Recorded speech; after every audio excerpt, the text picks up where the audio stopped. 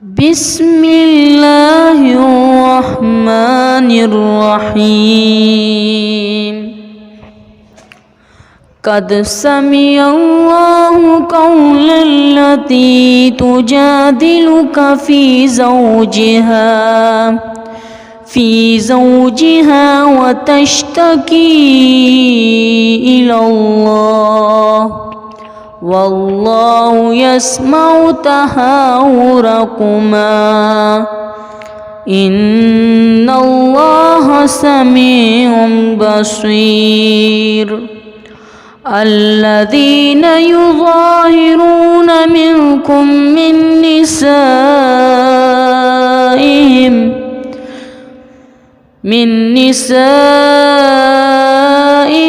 ما هن أمهاتهم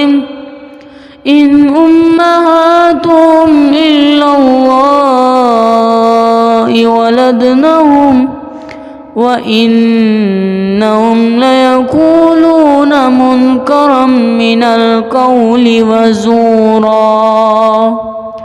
وإن الله لعفو غفور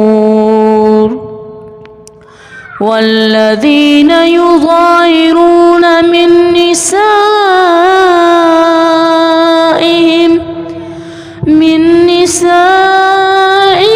ثم يعودون لما قالوا فتحرير رقبة من قبل أن يتماسا